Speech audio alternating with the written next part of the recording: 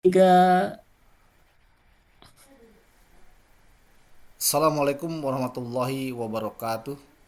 Selamat malam Bapak Insinyur Ahmad Cusairi, Mkom, CDS, IPM, ASEAN Engineering. Perkenalkan kami dari kelompok 3 yang beranggotakan Yosep Pauji dengan NIM 22020101068,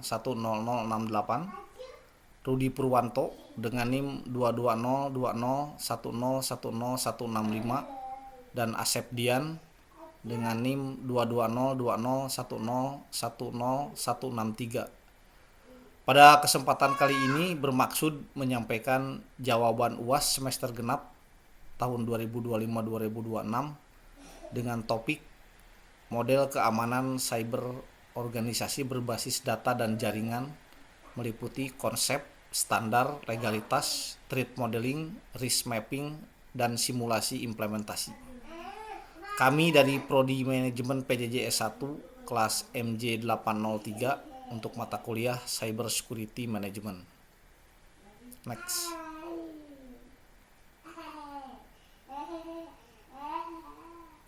Adapun tim kami seperti yang dijelaskan sebelumnya, berikut Yosef Pauji sebagai pembuat PowerPoint PPT, kemudian Asep Dian sebagai pembuat makalah, dan Rudi Purwanto sebagai pembuat makalah.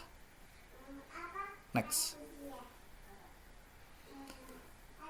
Adapun mengenai daftar isi atau table of contents, meliputi yang pertama background, kemudian yang kedua adalah konsep dan teknologi keamanan jaringan komputer, kemudian yang ketiga adalah pengamanan berbasis data dan jaringan dalam konteks organisasi, kemudian yang keempat adalah metodologi dan aspek legal keamanan cyber, Undang-Undang ITE, KIP, GDPR. Kemudian yang keempat adalah standar dan strategi keamanan informasi, meliputi ISO 27001, NIST, desain model keamanan cyber, threat modeling, dan risk mapping. Kemudian yang kelima adalah pengembangan model keamanan cyber lanjutan dan simulasi implementasi. Yang keenam adalah analisis dan pembahasan. Kemudian yang ketujuh adalah kesimpulan dan rekomendasi. Next. Kemudian kita masuk pada background ya, atau latar belakang terkait dengan digitalisasi layanan publik, memperluas manfaat dan risiko. Di sini e-government meningkatkan kecepatan dan transparansi. Namun ketergantungan pada data serta jaringan juga memperbesar dampak insiden cyber. Di sini meliputi ada 3 hal. Yang pertama, transformasi digital, dependensi digital, risiko dan respon. Untuk transformasi digital, di sini layanan publik beralih ke digital, meliputi administrasi induk, pajak, perizinan, kesehatan, pengadaan, dan keuangan. Di sini akan lebih cepat, mudah, dan transparan. Kemudian terkait dengan dependensi digital, data dan sistem menjadi aset kritis. Di sini identitas, aplikasi, jaringan, basis data, layanan 24/7 ya, atau 24/7. Artinya di sini gangguan digital langsung mempengaruhi layanan publik. Kemudian yang ketiga adalah risiko dan respons. Ancaman cyber menuntut pengelolaan terpadu. Di sini malware, ransomware, phishing, DDoS, SQL injection, kebocoran data. Artinya di sini kebijakan risiko SDM audit respon insiden. Jadi tantangan utama dari ketiganya adalah menjaga kepercayaan publik dengan menjamin kerahasiaan, integritas, dan ketersediaan informasi secara berkelanjutan. Next, silahkan Pak Asep. Baik, terima kasih Pak Pauji. Akan saya lanjutkan terkait ringkasan atau fondasi, di mana yaitu keamanan jaringan adalah sistem manajemen yang berlapis. Sedangkan untuk tujuannya sendiri adalah menjaga kerahasiaan, integritas, dan ketersediaan informasi melalui sinergi manusia, proses, kebijakan, dan teknologi. Adapun 4 pilar dalam pengelolaannya yaitu satu, tata kelola dan kebijakan yang meliputi penerapan aturan, peran, hak akses, dan tanggung jawab keamanan. Yang kedua adalah manajemen risiko, yaitu memetakan aset, ancaman, kerentanan, dampak, dan prioritas kontrol. Kemudian ada juga hal yang ketiga yaitu kontrol teknis, yaitu menggabungkan keamanan jaringan, aplikasi, identitas, dan data. Sedangkan yang keempat adalah kesiapan organisasi, yaitu membangun kompetensi, respon insiden, audit, dan perbaikan berkala. Adapun ancaman yang utama dari keamanan jaringan adalah malware, ransomware, phishing, SQL injection, MBTM, brute force, DDoS, dan insider threat. Baik, selanjutnya adalah terkait arsitektur berlapis, yaitu mengubah risiko menjadi ketahanan, dibagi menjadi beberapa zona, yaitu setiap zona menerapkan kontrol yang tepat, monitoring terpusat, dan mempercepat deteksi, respon, serta pemulihan. Yang pertama adalah internet, yaitu adanya ancaman internal. Kemudian perimeter, yaitu firewall, IPS, dan VPN. Yang selanjutnya adalah DMZ, yaitu terkait layanan publik, sedangkan internal adalah segmentasi, IDS, dan SIEM. Kemudian aplikasi yang meliputi EIM, MFA, kontrol, dan aplikasi. Dan yang terakhir adalah data, yaitu encrypt, DLP, dan backup. Kemudian untuk implementasi dari e-government ada satu yaitu aset dan risiko, kemudian kontrol dan kebijakan, serta pelatihan dan audit yang meliputi respon dan pemulihan. Selanjutnya adalah tentang data dan jaringan aman dimulai dari tata kelola terpadu. Kontrol teknis membatasi peluang serangan, proses organisasi mengurangi dampak dan mempercepat pemulihan. Adapun kontrol prioritas yaitu meliputi proteksi data, yaitu klasifikasi, list privilege, encrypt, dan backup, serta restore. Yang kedua adalah mempertahankan jaringan atau pertahanan jaringan, yaitu meliputi segmentasi, firewall, IDS atau IPS, VPN, dan patch management. Kemudian monitoring dan respon yaitu meliputi SIM dan log monitoring, memicu isolasi serta penanganan insiden. Dan yang terakhir adalah terkait ketahanan organisasi, yaitu meliputi kebijakan, MFE, pelatihan, audit, DRP, dan BCP atau untuk menjaga layanan. Sedangkan untuk NIST, CSF mengikat kontrol, govern, identify, protect, detect, respond, and recovery. Oke, selanjutnya adalah regulasi memberi arah atau standar membangun ketahanan.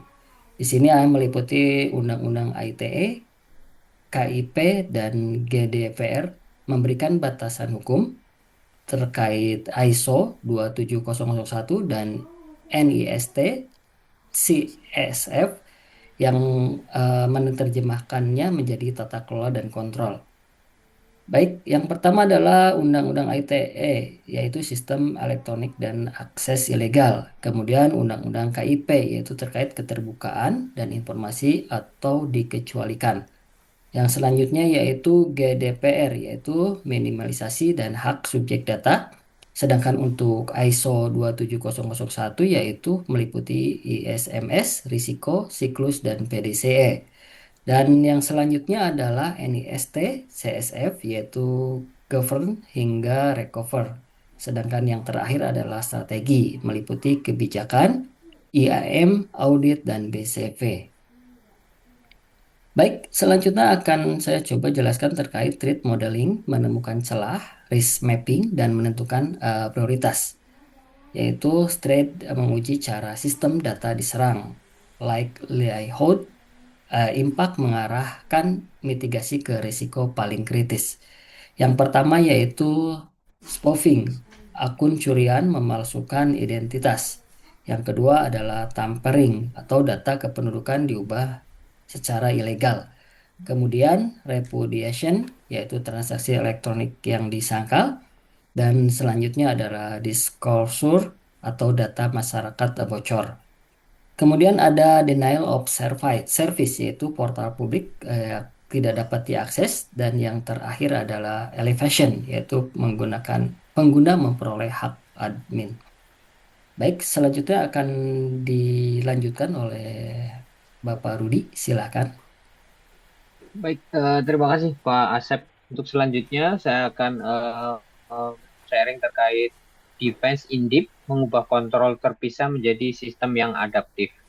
Di sini ada 6 lapisan pertahanan yang bisa dijalankan melalui siklus implementasi, monitoring, respon insiden, dan perbaikan berkelanjutan. Oke, yang pertama terkait infrastruktur, di mana di dalamnya ada firewall, ada IDS atau IPS, kemudian VPN, dan yang terakhir adalah segmentasi. Kemudian item yang kedua di sini ada sistem seperti patch, EDR, antivirus, dan CEM. Kemudian untuk yang nomor tiga, di sini kita ada aplikasi seperti secure coding, WAV, dan security testing. Yang keempat ada data seperti enkripsi, kemudian backup, dan juga DLP. Kemudian yang kelima di sini ada pengguna itu sendiri seperti MFA, awareness, dan RBAC. Dan yang terakhir adalah tata kelola atau sistem seperti ISO atau IEC 27001, kemudian NIST CSF, audit, dan juga kebijakan. Jadi sini juga bisa dilakukan dengan simulasi atau portal administrasi kependudukan. Pertama adalah identifikasi, kemudian analisis resiko, implementasi, terus selanjutnya kita monitoring, respon insiden, seperti apa, seperti itu ya. Kita dapatkan fenomenanya, lalu bisa melakukan perbaikan. Oke, selanjutnya.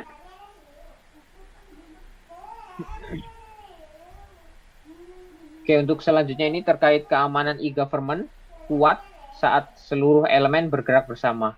Ya seperti ISO IEC 27001 ini membangun ISMS, kemudian NIST atau CSF ini mengelola risiko, kemudian manusia, operasi dan tata kelola menentukan keberhasilan semuanya. Jadi rekomendasi prioritasnya yang pertama adalah standar tata kelola. Tentunya kita harus menerapkan ISO 27001 dan juga kepatuhan regulasi.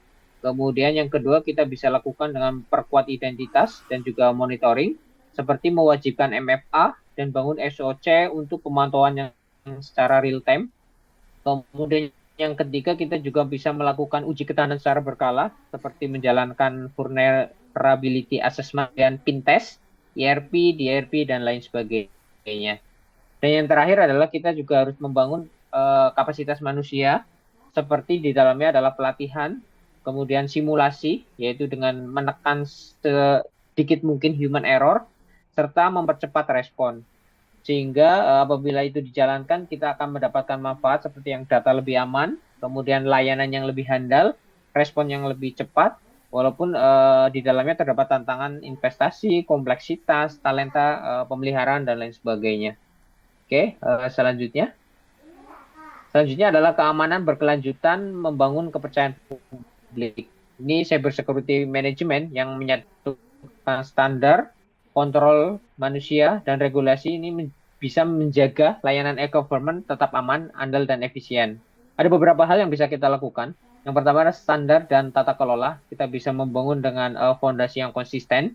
Kemudian kontrol operasi, kita bisa memperkuat proteksi dan juga deteksi seperti real time, tangguh, dan juga yang lebih responsif seperti itu ya. Dan yang terakhir adalah manusia dan ekosistem. Kita bisa menjadikan manusia-manusia atau sumber daya kita menjadikan kompetensi sebagai kontrol. Seperti pelatihan rutin, simulasi insiden, sinergi pemerintah, akademisi, swasta, masyarakat, dan lain sebagainya. Sehingga ini akan menjadikan semua elemen ini sadar dan juga bisa berkolaborasi serta adaptif.